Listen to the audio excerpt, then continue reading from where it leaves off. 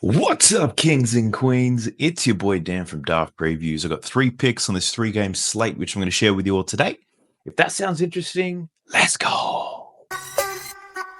Sub to the channel cause your boy's getting busy. Coming to your line from the west side of Sydney. We've got the free picks and the juice and the daily. It's all free, you don't even have to pay me. Before we jump into the 3 picks, we do have to recap the last video. Finally had a losing day. Starting to feel good about myself too, but the world just humbles you, you know? 1 and 2 on the picks that I shared yesterday. VIP, not too much better. 2 and 2 on the straight bets. Overall, we went minus 3.3 units. Pretty much a very low betting day. And you could probably assume I had some personal things today based on what I'm wearing. It did happen at 10 a funeral, so I didn't get to watch too many games, put extra bets down or anything like that. No excuses, of course.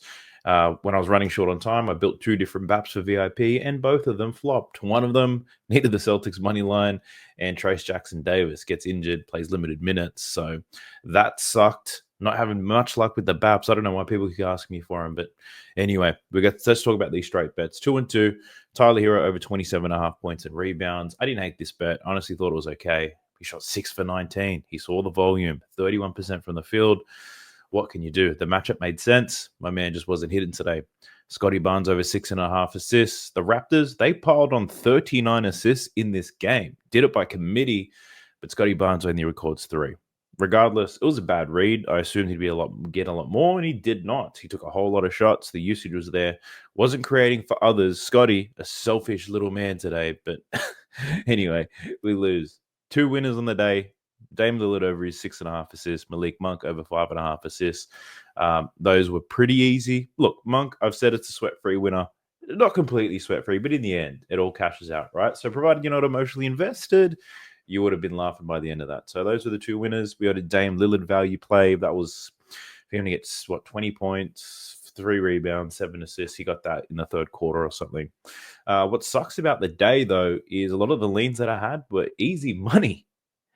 We had Ware over 24.5 points and rebounds. Easy. Miles Turner over 1.5 threes. He got that early in the game. And Jokic over 22.5 rebounds and assists. I don't know how I talked myself out of that, but Jokic was an absolute monster. We've got a 3-game slate, so not too many picks to go through. But the following day is going to be a nightmare. So many games, so we'll get to that. But hey, if you're interested in checking out VIP, we do straight bets, we do value plays, high value singles. Get risky with it, and that's ultimately what's going to drive the profit. I think we're about 120 units profit up on the NBA so far this season, aiming to get to 200 units by the end of it. So if you're interested, go ahead and check that out. In the pinned comment, I'll leave a link to VIP with a discount code for you as well. Now, let's not waste any time. Let's get to these free picks. Let's go.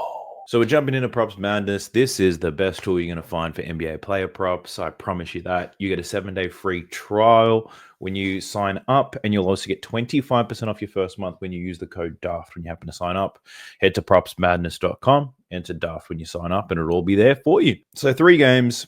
I'm only betting on 2 games today. I'll start this off by saying nothing on the Blazers versus the Hornets right now. Not many lines out. LaMelo Ball, Bridges, DeAndre Ayton, all game time decisions as well. And whether they play or not is going to be very impactful. So I've got 3 bets over the Cavs game, the 76ers game, and the Pelicans versus the Grizzlies. Let's talk about what I'm rolling with in this Cleveland game versus the Philadelphia 76ers. Heading over and betting on someone I haven't bet too much on this year, and it's Darius Garland. I like his over 21.5 points today. Now, the first thing I like to look at is matchups, not matchups, like who's playing and who isn't. Obviously, the biggest thing here is Evan Mobley. He's out. Karis LeVert's a game time decision as well, but he doesn't have too much impacts on Darius Garland anyway. And without Evan Mobley in the lineup, Darius Garland, he's hit this in 4 out of 5 games, so I love that. He only played 25 minutes in this game against Phoenix where he went under. That was a massive blowout from start to finish. So Darius Garland projected to play 33 minutes in this game. So provided there's not a massive blowout from the start of the game and get Darius Garland sees about 30 minutes, I think this play is absolute money. So obviously the hit rate is great without Mobley. His shot volume, sky high. In terms of matchup, it's not the best matchup in the world. The 76ers, they're decent at defending the pick and roll. They limit spot-up shooting. They're pretty weak in transition, so Darius Garland can get out there. In terms of shot charts, we can see it here. Garland likes scoring from above the break, like most guards these days. And this Philadelphia 76ers team is average. So the matchup is an average matchup. There's nothing to go crazy about there. but I feel like just volume on opportunity is going to get Darius Garland over the line. I like the shot volume that we're seeing. I also like the fact that he's played the 76ers twice this year, 25 and 26 points. So he covered this line in both games against them. In those games, 16 and only 11 shots. So this game here was a blowout. He played 26 minutes. He was extremely efficient. Now, I'm not banking on something like that. I'm hoping we see something like this, where it's about a 10-point game. He takes 16 shots, shoots a decent percentage, and covers with ease. That's what I'm praying for there for Darius Garland. So I do like his over in points. So give me that. Now, if we're talking value plays, I am running one on Darius Garland as well. I am going to try to commit to doing one of these in every video. So provided I don't forget, I'll be doing it for you. And for Darius Garland, I'm pretty much rolling on the thought process of him replicating the points. So I do like 21.5, obviously, but I'm also taking him for 25 points in this one. 25 points for Darius Garland. And if we just look at those games without Mobley, scored 25 points in 3 out of the 5 games. So definitely can get it done in this type of matchup. Twice against Philly, 3 out of the 5 without Mobley. But the other thing I'm taking him for is to get 3 rebounds. So he's had 3 rebounds in 3 out of the 5 games without Mobley. It's really dependent on matchups, who he has to defend. And up against the 76ers, we can see it here, 5 rebounds in both games against them, 7 rebound chances. So if he's going to get 6 to 7 rebound chances and we only need him to get 3 boards, I do like his over as well. So putting those two things together, we're getting pretty decent odds here for Darius Garland. So we're getting him at plus 350, 25 points and 3 rebounds. If you want to be conservative, you could just take his over in points, over in rebounds. You'll probably get about plus 225 to plus 250 for that. But I'm getting a little bit risky with it with Darius. 25 points, 3 boards. That's the value play that I'm running with. Now, the other 2 bets that I have are in this Pelicans versus the Grizzlies game. And I do think this game probably has the most betting potential in it. Actually, the Blazers and the Hornets, that one could too, depending on who plays or not. But in advance, these lineups are pretty much set for the Pels and the Grizzlies. So a couple more looks there. So the first play I'm looking at here is I can't get this guy out of my mind. Ja Morant. I'm looking at his over 22.5 points. He's hit this in 11 out of his last 26 games. I'll be straight up with you. Props Madness and Ja Morant are not friends. It's somewhat difficult to find trends with Ja Morant because he's somewhat unreliable. A lot of the times his play isn't so dependent on matchups, and I'll show you when we flick through it. But the key reason why I like this bet against the Pels is the matchup is fantastic. Like in every way, shape, or form, it is excellent. You can see the Pels 5th most points in transition. Ja Morant loves that. Ja scoring a ton of his points around the basket. This Pelicans team, 2nd most points allowed in the basket. Not in the basket, around the basket. Points in the paint, 2nd most points allowed in points in the paint. So Ja Morant scoring 66% of his points in the paint this season. Play with a decent pace as well. So Ja Morant's going to be able to get up and down. So I've loved the matchup. I also love that Ja Morant has covered this line in 7 consecutive games against the New Orleans Pelicans. 5 of those with Zion. He's covered against them in both games this season with 27 and 25 points. The key thing I want to call out here is the spread. The spread is 12 points, meaning there is a blowout risk. The 2 games where he's covered this line, he managed to do it in 29 and 25 minutes. He's projected to play just over 30 minutes. So if there is a blowout, he'll probably play in the high 20s. But if there's a blowout early, then that's the risk here for Ja Morant. What I also love about this is similar types of players have been eating this Pels team alive. Check this out. Going back to Jan 15th, we're talking about less than 10 days. All of these similar types of players have gone over. Keontae George, Collier, Keontae George, Sexton, Collier, Hardy, Dinwiddie, Ball, Kobe White. Like these guards have been killing the Pels, and I like Ja Morant to do the same. Now, when I was talking about his reliability, it comes down to matchup. So I spoke about how this Pelicans team doesn't defend well in transition. They allow a ton of points, right? Now, if you look at Ja Morant against the bottom 10 teams in terms of points allowed in transition, he's only hit this in 5 out of 12. If we look at the games where he versus teams, they give up a ton of points around the basket. Let's look at the bottom 10 teams. He's only hit this in 4 out of 11 games. When you put those 2 filters together, so looking at teams who give up points in transition and who give up points around the basket, he's only over in 4 out of 8, which is weird. But we're rolling with the trend here of Ja Morant beating up on the Pelicans game after game, sticking with the fact that he still has a great matchup. And we're sticking to the fact that a lot of players who are like him have absolutely dominated them. So I'm looking for Ja Morant to get busy. penetrate, make a ton of layups, get to the free throw line, and make shit happen. So Ja Morant, that's the second player that I've got for you. The third one, we're sticking with the Grizzlies, and I'm looking at Jalen Wells. I've taken his under 5.5 rebounds and assists. Now, he's projected to play 28 minutes in this game. So first thing I want to do is look at games where he plays between 26 and 32 minutes to get a reliable sample size of data. And the other thing I wanted to look at is games with Jaren Jackson Jr., Ja Morant, and Desmond Bane. They're all playing. They're the key guys getting the bulk of the minutes. So in those games with those three players, Jalen Wells, he's gone under this line in 6 out of 7 games, averaging 4 rebounds and assists. What I also like about this is the matchup. So in head-to-head matchups, he's gone over this in 1 out of 2 games. But we need him to go under. The game where he went over, he managed to get 9 rebounds and assists in only 22 minutes. But that happened to be a game where the Pelicans were missing a ton of key players. Most recently, played 32 minutes, had 2 rebounds and 2 assists. Now, if you think about the matchup here for Jalen Wells, a lot of the reasons why he's getting a ton of minutes at the moment is because he's their best perimeter defender. The Grizzlies have a great defense this year, and Jalen Wells is going to have his work cut out. I imagine he'll get a lot of CJ McCollum time, a little bit of DeJounte Murray time, and possibly even some Trey Murphy time. Regardless, all three of those guys are going to keep him busy. That's where a lot of the volume of the Pelican shots come from. They all play on the perimeter, so I doubt that Jalen Wells is going to find himself in good position to get rebounds and assists as well. The assist really just helps with the hit rate, if I'm being honest with you. So you could pivot and just take an under in his rebounds, but needing him to do both rebound and assist probably gives us a better edge when you're looking at the under. So Jalen Wells, under 5.5 rebounds and assists. I'm not overthinking it.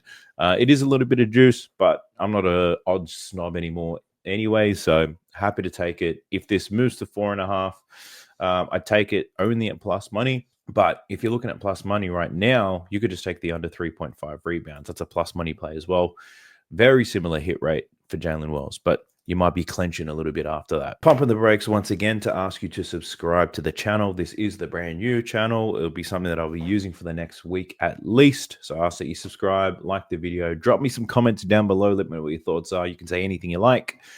All these comments help push this video out to more people, and that's what I need your support with.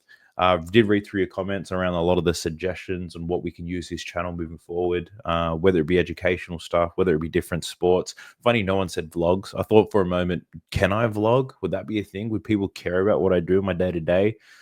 Apparently not. So that's one less thing I need to do. But the educational side of sports betting, definitely something that I can use this channel for. I could also do some interviews with some of your favorite cappers or podcasters or whoever it is. If they're willing to talk to me, I could use this channel for something like that. But we'll see. At the end of the day, at least you know that the bare minimum, the picks have been coming out every single day. So I appreciate everybody who's supporting me on this. Also, whilst I've got your attention, Dabble Fantasy, there's a few more days left of their $25 promotion, meaning where you sign up with Dabble Fantasy, use the code DAFT when you do, you'll get $25 in your account without needing to deposit. So go ahead and check out Dabble Fantasy as well, and then just enter the code DAFT when you happen to sign up. On this new channel, not able to put links in the video description just yet, so that's all you need to do for me. But don't go anywhere, we're not done yet. I do have a couple of leans to take you guys through. Should be relatively quick. The leans were banging yesterday, and hopefully we can bang a few more. Let's go. So my first lean is on Tyrese Maxey, looking at under 10.5 rebounds and assists. Looking at the games, no Joel Embiid. With Paul George, no Jared McCain. And like initially, I was looking at it like this: no Embiid with Paul George. I'm like, the hit rate on this is juicy. It makes sense. He struggled against the Cleveland Cavaliers last time. Let's smash the under for Tyrese Maxey, 10.5 rebounds and assists. Did a further dive, and we had to account that Jared McCain's been out for quite some time. So looking at the games without Embiid, without McCain, with Paul George, suddenly the hit rate on the under is not as great. So he's under this line in 5 out of 8, which is okay. But he is averaging 10.5 rebounds and assists in those games. He does have a terrible matchup here against the Cavs, like I said. So it could be difficult for him. But he's also projected to play a ton of minutes. So that could be a worry. But at the same time, there is a blowout risk. So that helps. The main thing that stopped me from betting on Tyrese Maxey under rebounds and assists, though, were these odds. They've been absolutely nuked. A lot of minus 130s. And if I was to share this, most likely it moves to it moves to like 9.5. And then everyone on VIP probably can't get on it anyway. So I do like it. If you're looking for an extra leg, Tyrese Maxey under 10.5 rebounds and assists. I think it's a good look. But at these odds, not something that I'm willing to play. The other bet that I considered here was Paul George. Check this out. Same filters. No Embiid, no McCain. His assist prop, he's hit this in 7 out of 8 games. Flying. 5.6 per game. You need 5 to cash this bet. The only concern for me here was that his only under was against Cleveland, who he faces today. He had 1 assist. It was a blowout loss as well.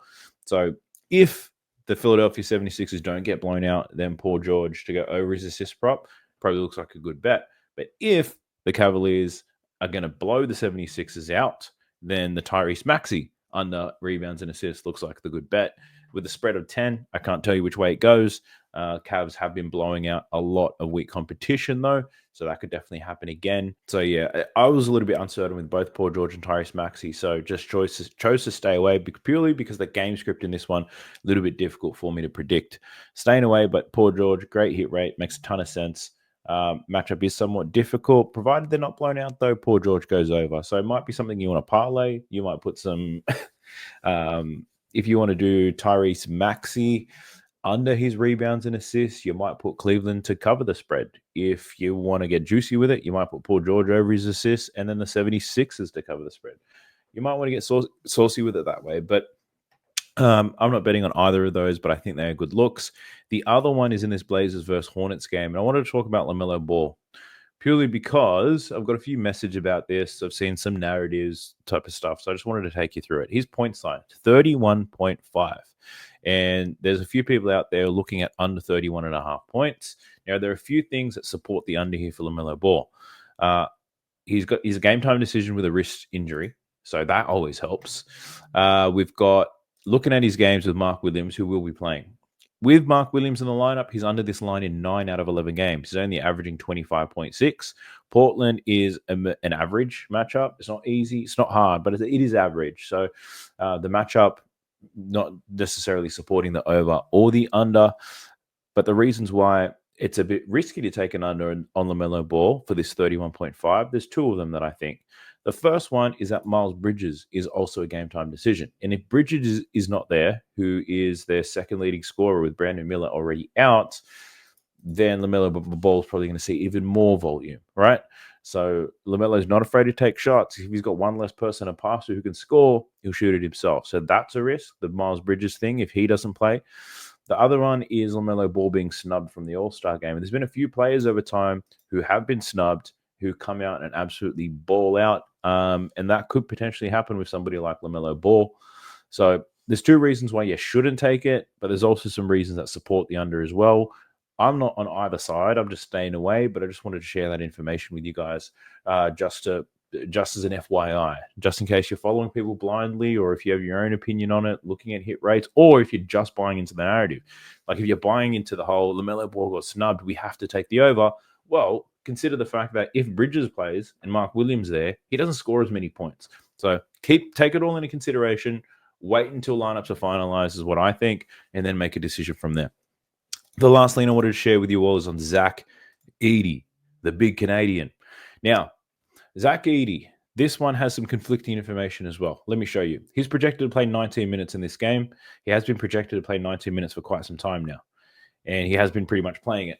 Now, looking at games where he's between 17 and 21 minutes, he's only hit this points line twice out of 7 games. His rebound line, he's only hit this once out of 7 games. Points and rebounds, he's hit it twice out of 7. So the hit rate on his projected minutes is absolutely disgusting, but Zach Edey has an excellent matchup. The New Orleans Pelicans, they do allow the 7th most points and the 4th most rebounds to centers over the last 15 games. They also allow the most points to put back buckets. Well, given Zach Edey's size, he can definitely take advantage of. Similar types of players, your Walker Kesslers, Eubanks, Vucevic, Porzingis, these big fellas down low, they've eaten the Pelicans alive in recent times.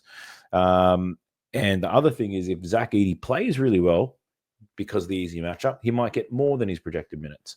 The other thing you got to factor in here, in his last game against the Pelicans, he had 14 points and 9 rebounds. So he absolutely crushed them. The problem is he played 27 minutes and he's only projected to play 19. So there's a little bit of conflicting information. If Zach Edey only plays the projected minutes that I can see here, 19 minutes, it's probably going to be difficult for him to cover the line, but the matchup is great. If he plays really well, gets more minutes, dominates in an easy matchup, Zach Edey could absolutely fry the Pelicans once again. I don't know what's going to happen, but Zach Edey, it is an interesting look. Makes a ton of sense to me, but it really does go both ways. So think about it. It might be a good live bet opportunity, actually. You might be watching it. If Zach Edey's getting time, then it might be something to work on. Who knows if he starts off slow or if there's a blowout, does Zach Edey get more minutes? You probably have to check that. But that's an interesting look there for Zach Edey. Like, you could get this really sweat-free, to be honest. Like, look at this. Similar players, rebounds, 12 out of their last 15. They've smashed their rebound line against the Pels. So Zach Edey, I personally would lean to the over because there's more reasons for the over there. But at the same time, I can see the risk. The hit rate's not great when he doesn't get the minutes. That's all I'm going to say about that. So Zach Edey, really interesting look. But the last one I want to share with you guys is in this Blazers game, and it's on Toumani Camara. And for this particular one, you've got to wait for DeAndre Ayton news, whether he's going to play or not. And I'll show you why. So Toumani Camara, he is projected, I think, 32 minutes. Yeah, he's projected for 32 minutes in this game. So if we look at games where he plays between 30 and 34 minutes, he's actually hit this in 9 out of 13 games. 11.2 points. Sorry, I'm looking at his points plus assists. My bad. But it's still 8 out of 13 games, 12.9 points and assists, line set at 12.5. Now, that's just based on his projections. But if we look at who's playing, and if we just look at the other starters, Anthony Simons, Sharp, Jeremy Grant, and DeAndre Ayton, he's only hit this. He's gone under in all 3 games when the other starters are in the lineup, which is where the risk is. He's got 6.3 points and assists. So if you remove Ayton from the equation, he has some pretty big games. They need some points, they need some rebounds, and he delivers. So what I'm saying here to Toumani Camara is if the Portland Trailblazers play everybody tomorrow, Toumani Camara under 12.5 points and assists is something that I'm going to be most likely be locking down. Chance, hopefully I don't forget. A lot of the time I do this leans portion, and then I forget to place the bets, and then I've got to talk about how they won, and I forgot to bet them, yada, yada, yada. But if DeAndre Ayton is confirmed to play, then Toumani Camara under 12.5 points and assists looks like a great look. His matchup to score points is somewhat difficult, and he's just not going to see the usage to get the assists or the points anyway. So that's my last lean that I wanted to share with you all. But that's a wrap on today's video. I appreciate it if you made it this far. Best of luck to you. I hope we cash out green slips all over the joint. I'll catch you guys in the next one. Peace. Sub to the channel cause your boy's getting busy. Coming to your line from the west side of Sydney. We've got the free picks and the juice on the daily. It's all free, you don't even have to pay me.